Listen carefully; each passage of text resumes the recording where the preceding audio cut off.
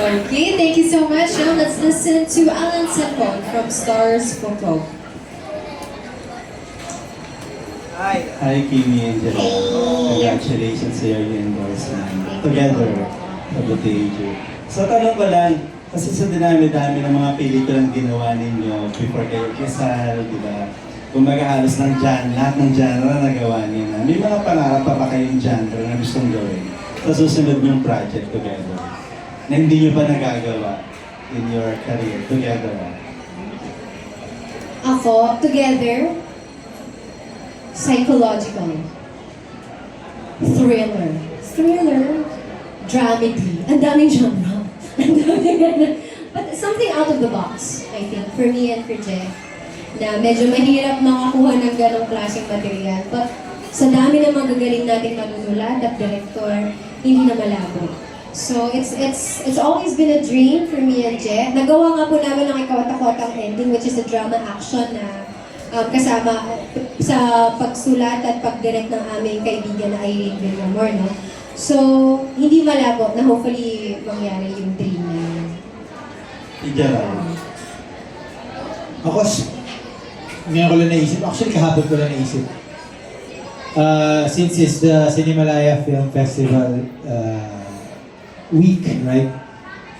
Parang gusto ko magkaroon kami ni Kim ng gano'n. An entry to the Cinemalaya. Well, ako, basically, an entry to the Cinemalaya, to be particular, kasi naalala ko, dati nag-audition ako sa Cinemalaya. Pumipila ako dun eh. Tapos, or, generally speaking, something that we could actually offer to the world, I mean, worldwide audience, or festival-worthy na pelikula. Para siguro okay lang kung, honestly speaking sa akin, okay lang kung walang cinema release or walang premiere release sa Pilipinas. Okay lang kung international premiere siya. Yung parang, ako, that would complete, actually, maybe one of the very, very few genre of movies that will complete my portfolio. Something na gano'n, yung mailala ko sa film festival na ito.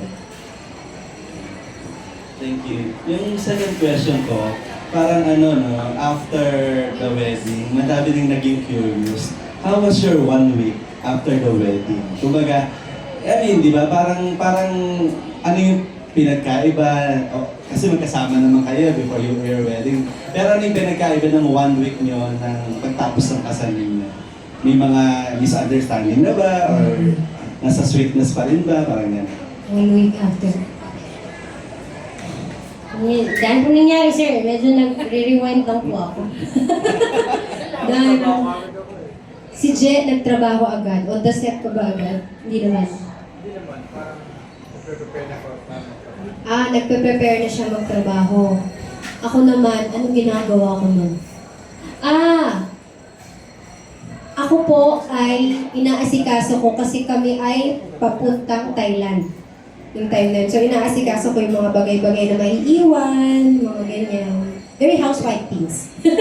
So, yun ang ginagawa ko. And also, ayun, yung aming isa pang business. So, inaasikaso ko din during yung 1 week na yun. Trabaho, basically. So, puro trabaho pa rin pala inasikaso natin. Nung after, yung first 1 week. And kilig-kilig, pagising, kasal na kami. Mga ganun-ganun mga quirks namin dalawa. But it's mostly work. Since okay, game na. Work na tayo. Para sa pangarap na nonchalant child. So, yeah. Yeah. Yun lang ginawa namin eh. Parang, kasi paano na-announce na na-announce na sabihan ako na message na may role ako sa Singapore. So, nagpe-prepare na kami ng schedule for that. So, kailangan ko na ipaalam actually yung Thailand namin. Kasi baka tamaan eh. Parang ganun, yun yung inasikasa namin. At saka nag-promote po kami a week after for A Wonderful Nightmare. Yes. Kasi naisini ang Wonderful Nightmare ng April 4. Oo, April 4. So, ayun. Tama ba? Ayan. Okay, thank you. Congratulations. Thank you, Thank you, Bibi. Thank you. And bringing up the rear, let's hear from John Fontanilla from Barangay LSFM and Hataw.